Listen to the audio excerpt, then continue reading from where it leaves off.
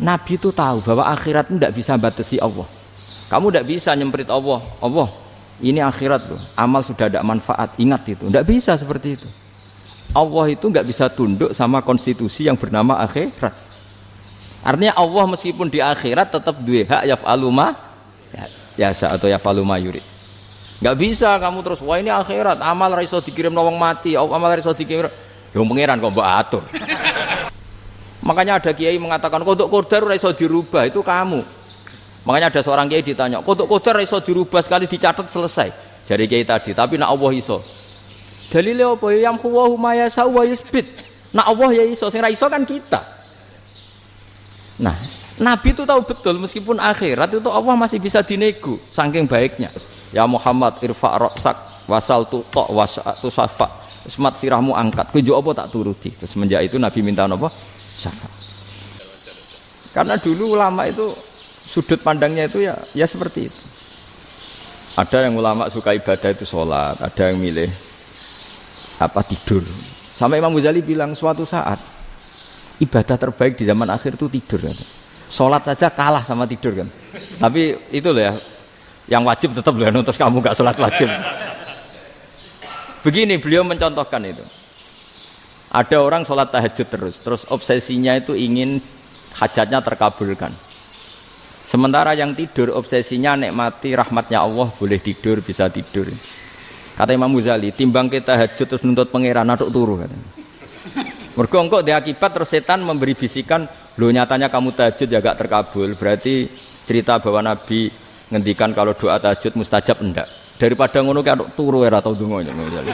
Timbang abri-abri Islam ya, timbang elek-elekin apa? Islam. Jadi ulama itu mulai dulu itu sudah berpikir. Banyak orang menjadikan tahajud, sholat malam itu media untuk hajatnya. Dan kalau nggak kesampaian ini mutung. Nyalahkan kiainya ijazah ramandi. Macam. Daripada ngono ora usah apa? Tahajud wis turu. Dan jenis kayak ini tuh banyak. Makanya ulama kayak saya itu saenake dhewe itu ya jarak. Saya sering didolani muhibbin terus bilang Gus saya doakan gini-gini saya mau nyalon bupati atau saya gini. Saya bilang gak waduh orang dongo, nak ramandi darani ulama dongane ramandi. Nak mandi kamu jadi bupati tetap nganggep karena beli. Sopo sing ora roh bupati saya gak beli. Ribet kan? Ketika mereka jadi ngunsurkan doa kamu apa karena kemarin beli? Yang beli maksudnya nggak beli nggak usah tersinggung. Jadi ribet ngadepin. Nggak artinya gini loh, doa itu jangan dipakai begitu loh. Kalau minta nasihat tak nasihati jadi bupati yang baik, gubernur yang kalau minta doa itu resikonya. Akhirnya kiai-kiai kalau diminta doa ya doa sebenarnya diisinya itu nggak doa kemenangan. Selamat. Itu nggak selamat gitu. Karena ribet. Makanya Islam itu doa itu setelah iman.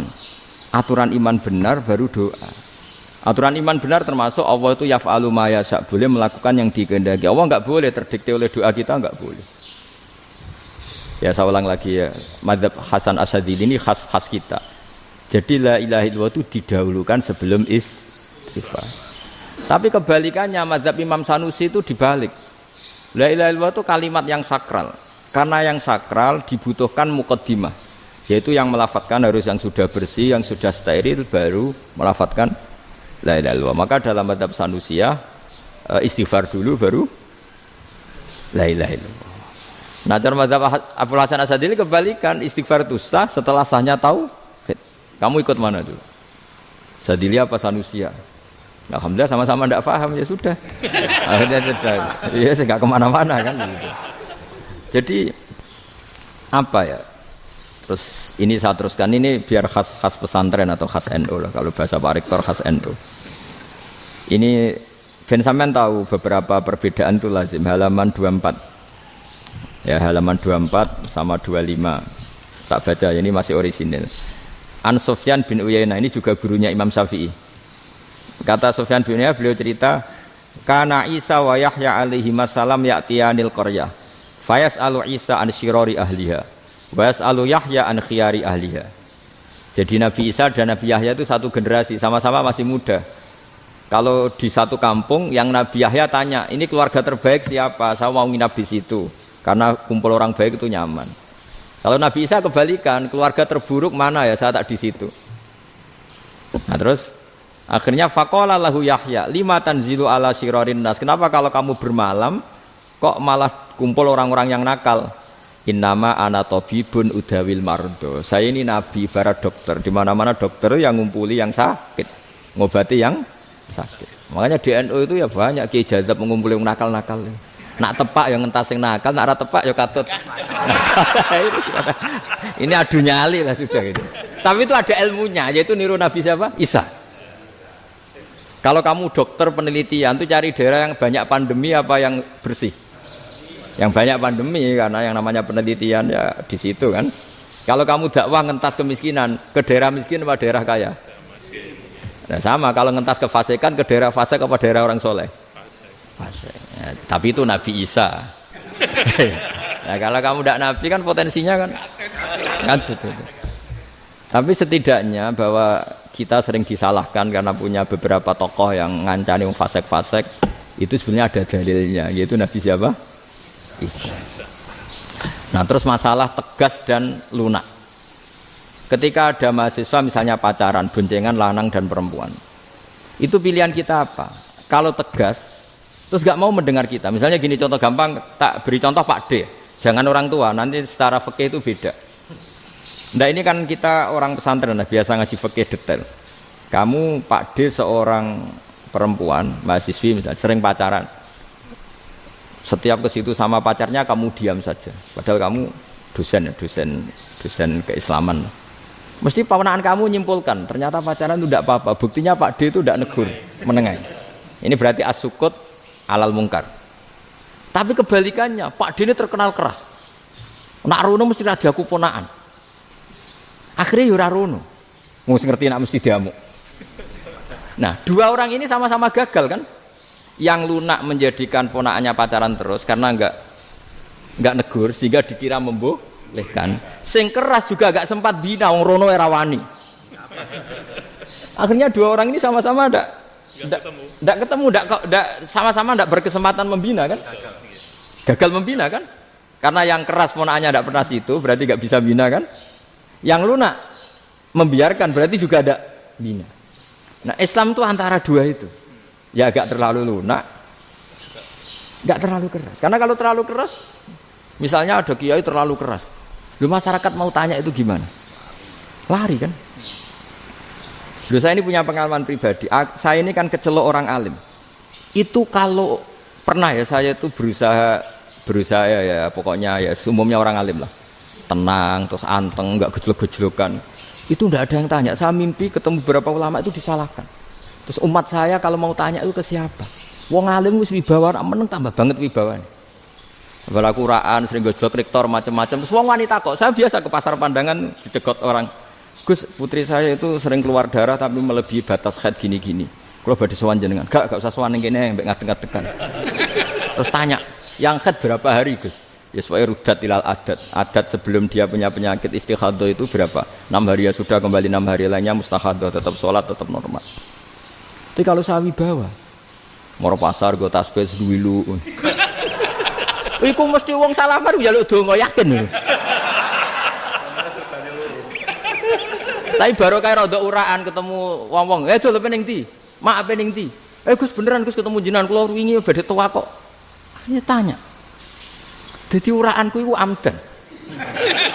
Lha nek sampean asli, iki asli uraan. Karena ndak uraan lah tetap ndak wibawa kan. Jadi baru kayak uraan itu ya banyak.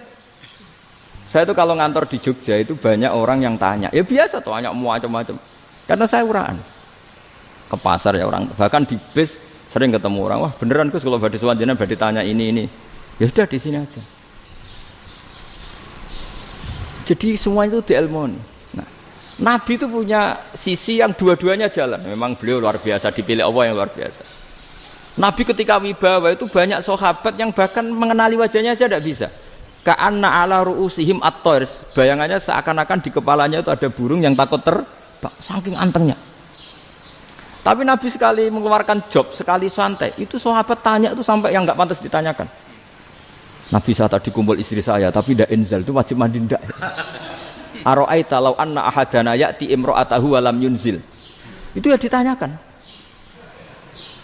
Nabi mun kumpul ya betul saged inzal sepundi. Guys betul lagi. Terus ya ada yang tanya macam-macam. Ini saking ada sahabat dipanggil Nabi tambah lari, dipanggil lagi tambah lari. Panjenengan nyeluk, oh pas kula kumpul bojo kula. Lah kula kuwatir jenengan orang suci, saya belum mandi, makanya saya lari. Nabi ngendikan innamal mukmin thahir, ya nak masalah ketemu kiai ra apa-apa ijek junub. Sementing kok nak salat ya adus sik. Tapi Nabi sekali pakai madzahirul jalal, tapi pakai wibawanya, itu orang enggak berani ngomong. Tapi sekali Nabi rileks, itu orang bisa tanya apa saja, termasuk halal yang enggak pantas. Lalu ada sahabat itu tanya lucu, tanya Maimunah. Maimunah itu ya cantik tapi sudah agak tua lah. Maimunah, ya umal mukminin, hukumnya ngambung bojo pas Ramadan piye? Wah gak roh aku, gak tahu diambung kan Nabi pas Ramadan. Tanya Saudah, wah malah orang-orang diambung. Kalau Saudah itu kan wis tuwa itu. Lucunya istrinya jawab, tanya Aisyah yang mungkin Nabi. Iya, yang mungkin tanya Aisyah. Itu yang usul ya istrinya Nabi Maimunah. Selalu Aisyah. Tanya Mbak Aisyah. Ya Amirul ya umal mukminin gini-gini. Wah, Aisyah yang cantik masih perawan kan. Qabbalani Rasulullah bahwa oh Nabi biasa ngambung-ngambung pas Ramadan dan beliau tetap puasa. Akhirnya fakih ngarang kan wa takbil fi Ramadan wa tublah la tubtilu shauma ngambung ora. Iku ya udah biasa di sini. Ya nasi bojone ayu. Ndak ini artinya seasik itu. Jadi garwane Nabi sing ngrasa rodok tuwa. Wah, aku ora tahu. Kok Aisyah. Serilek itu dulu itu. Maksudnya orang-orang Islam pertentangan itu. Maksudnya ini ya balik semua ini bedanya orang pesantren sama orang kampus. Kalau orang kampus mau cerita agama itu rahmatan lil alamin, tapi nyontokno rileke ora iso. Agama itu rilek, tapi nyontokno rileke ora iso. Mergo ya rapati ngaji. Contohnya ora iso, dadi mau gawe kaidah kok Islam itu rahmatan. Jadi Nabi itu lah, Allah juga gitu. Allah itu kalau sudah memperlihatkan madzahirul jalal, itu mbok malaikat Jibril rawani. Ketika Allah dengan madzahirul jalal. Tapi kalau Allah dengan madzahirul jamal, madzahirul apa? Jamal. Iku yo gojok-gojok kan ambek makhluk gojok. Yo buli-bulian cara sakniki. Ya sampean delok ning hadis syafaat itu, akhiru man dakhalal jannah atau akhiru man kharaja minan nar itu di beberapa judul. Ada seorang rojul yang ahli neraka ya, dintas mbek pangeran terus ditudono swarga. Gusti, swarga sengiler tok ora wong wayu roh wis ngiler tok. Ngerjaluk Gusti mosok roh tok ora oleh mlebu. Jarimu asal mlebu metu kon neraka ora jaluk-jaluk meneh. Sumpah lho ya, gak jaluk apa-apa meneh. Mboten Gusti. Sekali saya keluar dari neraka ndak akan minta apa-apa lagi. Wis. Wallahi, wallahi. La as'alu ghairaha. Mesti ghaira khoslah, ghaira tilkal khoslah. Ya niku pokoke selain keluar dari neraka saya ndak akan minta lagi. Didono swarga wong do kelon seru wibet kan. Sing bojone elek kan dendam dadi ning swarga iku. Swarga iku wis macam-macam. Gusti mosok roh tok ora oleh mlebu. Jarine janji ra njaluk meneh. Akhire ya wis didelokno neraka. Jadi pangeran jawabe gampang didelokno neraka. Roh neraka begitu menyakitkan, begitu ngeri. Sudah Gusti saya ndak minta surga, sementing enggak masuk neraka. Rabbana srif anna adzab jahannam. Setelah lama itu diadepno swarga njuk mlebu swarga, terus diadepno neraka. Akhirnya ya sudah. Saiki mlebu swarga gak apa-apa. Iku jawabe lucu. Atas tazi jenengan ngenyek kula.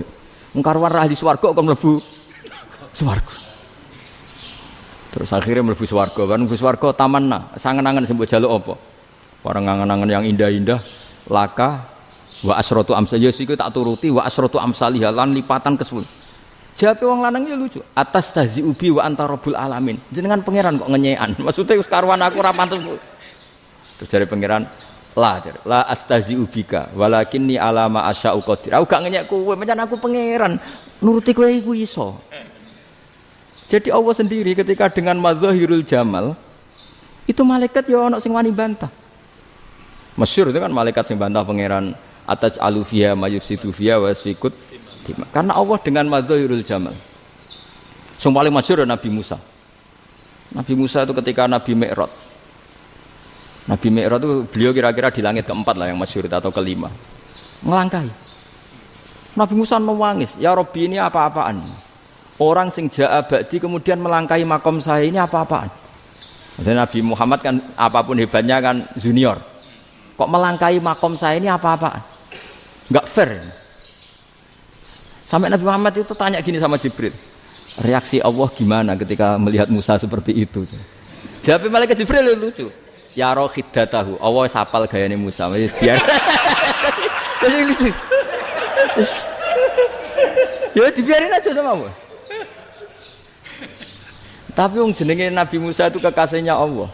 Tetap berkah bagi kita. Betul. Ketika setelah Mi'raj diwajibkan sholat 50, gentenan Nabi Musa kelihatan nabinya. Sebenarnya Nabi Musa itu sebetulnya loh, enggak nguntungkan kita sebetulnya. Tapi yang nguntungkan, sebenarnya enggak niat nguntungkan kita, tapi nguntungkan. Nabi Ibrahim kan di langit ke-6, keren lah. Konti jong ketemu Allah ngeten-ngeten kan sholat 50. Karena Nabi Ibrahim terkenal Nabi baik, enggak bantah. Bareng Nabi Musa. Kenapa diceluk pangeran? Kula kan sholat ping 50. Inna ummataka la tutiku dalik. Wah, gak kuat umatmu.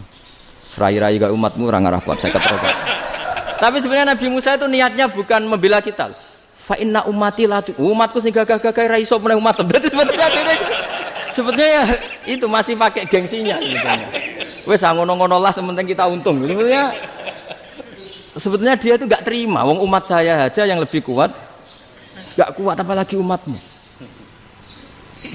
Lah terus pudin irji ila rabbika fas'alhu takhfif. Itu berarti Allah dengan madzahirul jamal. Sudahlah, datang ke Allah minta keringanan. Allah itu baik. Minta, ambek Allah diringana mau 5 tok, jadi cek 45. Balik ke Nabi Musa, piro 45, cek ra kuat umat.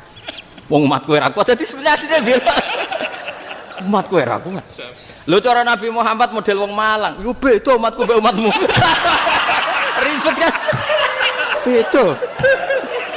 Lho Nabi Muhammad kan enggak seperti itu kan? Enggak punya akhlak Malang kan, akhlak. Maksudnya akhlaknya mujur itu, akhlak yang baik gitu. Ya akhlak yang mujur, bukan yang Malang gitu. Jadi Nabi ya manut. Tinggal 40 kan, dikurangi lagi 35 sampai 9 kali kan, masyhur itu. Ya kan kalau dikurangi 55 kan berarti turun naik kan 9 kali. Lalu itu setelah 5 itu Nabi Musa aja usul, masih ragu. Itu cara Nabi munggah nentek. Ini entek ya. Terus iya doa tuntas betul. Sebebas. Terus munggah ado-ado lha opo? Ngapain itu? Akhirnya Nabi Muhammad sudah sampun ya kalimah Allah, saya ini malu sama Allah Musa. Sudah 9 kali dan diturutin terus. Jadi Allah kalau dengan madzahirul jamal itu Nabi Musa biasa nego sama Allah. Tapi ketika Allah dengan madzahirul jalal itu Nabi Musa enggak berani. Yaitu di hadisus syafa'ah. Hadisus syafa'ah ketika manusia datang ke Nabi Adam, ya tuna Adam. Ya Adam anta abul basar ngene isfa'li ana inda rabbik. Kamu saya minta mensafaati kita. Nabi Musa, Nabi Adam inna rabbi qad ghadibal yawma ghadaban lam yaghdab qablahu mislah wa la yaghdab ba'dahu mislah. Ini Allah sedang murka besar dan tidak akan murka seperti ini lagi. Sudah saya tidak berani, nafsi. Nabi Ibrahim enggak, termasuk Nabi Musa ketika itu ya enggak berani. Karena Allah dengan madzahirul jalal. Itu Nabi Musa enggak berani. Sudah saya sendiri itu pernah salah. Yaitu saya membunuh seseorang yang enggak disuruh oleh Allah membunuh itu. Yang pas jotosi orang Kipti. Akhirnya datang ke Nabi Muhammad. Pas ke Nabi Muhammad, Allah dengan madzahirul jamal. Dengan madzahirul jamal sampai Kanjeng Nabi ngendikan analah saya akan memintakan syafaat kalian. Terus fa ahmadu rabbi bima hamida allamaniha rabbi. Saya muji Allah dengan pujian-pujian yang orang lain tidak tahu, hanya saya yang diajari, kata Rasulullah. Ya di sini menurut banyak ulama termasuk kitab yang saya baca, kenapa Muhammad sebagian namanya Ahmadu. Itu dari af'al tafdil fa Muhammadun ahmadu min ghairihi. Muhammad Rasulullah itu kalau muji Allah di atas cara mujinya nabi yang lain. Jadi Ahmadu bukan dari fi'il mudhari' lil mutakallim tapi dari af'al tafdil. Fa Muhammadun ahmadu min ghairihi. bahwa Kanjeng Nabi Muhammad SAW itu cara mujinya Allah di atas pujian para nabi. Makanya di sini Sayyid Ali Zainal Abidin kalau muji hamdal hamidin wa fauqa hamdil hamidin. Jadi pujian saya ini di atas rata-rata cara mereka apa? Memuji. Yaitu sirinya apa? Nabi itu tahu bahwa akhirat itu tidak bisa batasi Allah. Kamu tidak bisa nyemprit Allah. Allah, ini akhirat loh. Amal sudah ada manfaat. Ingat itu. Tidak bisa seperti itu. Allah itu nggak bisa tunduk sama konstitusi yang bernama akhirat. Artinya Allah meskipun di akhirat tetap duwe hak yaf'alu ma yasa atau yaf'alu ma yurid. Nggak bisa kamu terus wah ini akhirat amal ra iso dikirim wong mati, amal ra iso dikirim. Ya pangeran kok mbok atur. Kalau kita yang mengirimkan tidak bisa, tapi kalau Allah tetap bisa. Makanya ada kiai mengatakan kodok qadar ora iso dirubah, itu kamu. Makanya ada seorang kiai ditanya, kodok qadar ora iso dirubah sekali dicatat selesai. Jadi kiai tadi, tapi nak Allah iso. Dalile apa ya huwa ma yasha wa yusbit. Nak Allah ya iso, sing ra iso kan kita. Nah, Nabi itu tahu betul meskipun akhirat itu Allah masih bisa dinego saking baiknya. Akhirnya Nabi sujud, masyhur itu terus, ya Muhammad irfa' ra'sak wasaltu ta wasatu safa. Semat sirahmu angkat, kunjuk apa tak turuti. Terus semenjak itu Nabi minta apa? Syafaat. Jadi makanya terus banyak GNU sing macam-macam lah. Sing ana sing potongane wedi terus hati-hati. Niku berarti makome Madzhirul Jalal. Ana sing amen guyon nek makome Madzhirul Jamal. Ana sing ra jelas ngene iki, sing ra jelas. Nak guyu buanter kok nangis kok buanter. Jebule urusan utang. Lah ini sudah yang udah. Jadi makanya yang rileks saja. Sebenarnya agama ini santai, rileks karena agama ini harus bifarohin wasururin.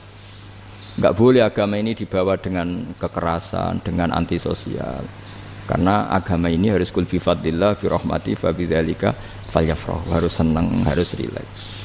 Makanya saya jadi kiai itu senang takutnya gini. Sekali saya tidak senang jadi presiden buruk. Ternyata jadi wong alim ra enak, itu contohnya. Sampai merengut terus uripe susah, nanti orang tidak berani jadi orang alim.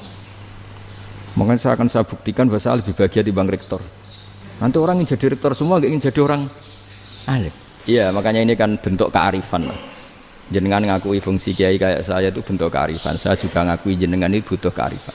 Saya sering didolani KUA itu. Itu rata-rata ya didikan kiai. Kompilasi hukum Islam itu banyak ya, janda cantik. Contohnya harus cantik, kalau jelek nggak mungkin terjadi kan.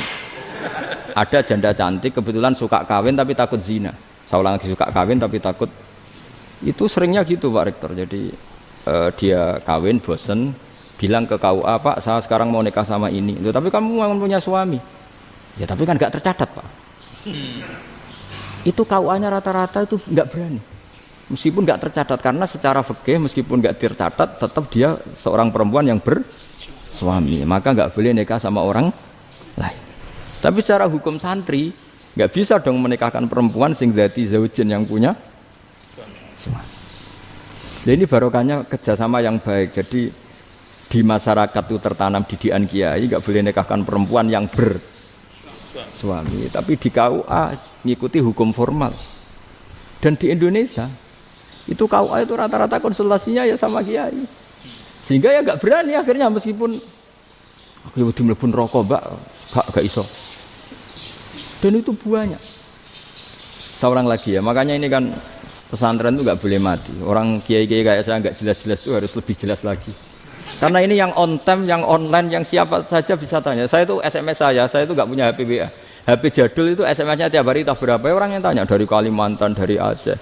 Gus di kampung saya ada masjid 2 itu yang sama, ada yang dari orang perkotaan, Gus di perumahan baru ada masjid, yang Jumatan baru orang 12, sah enggak?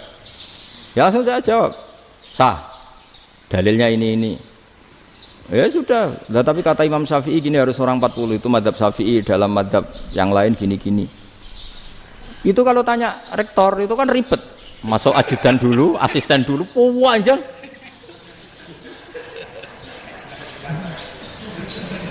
Wah itu kan ribet kan?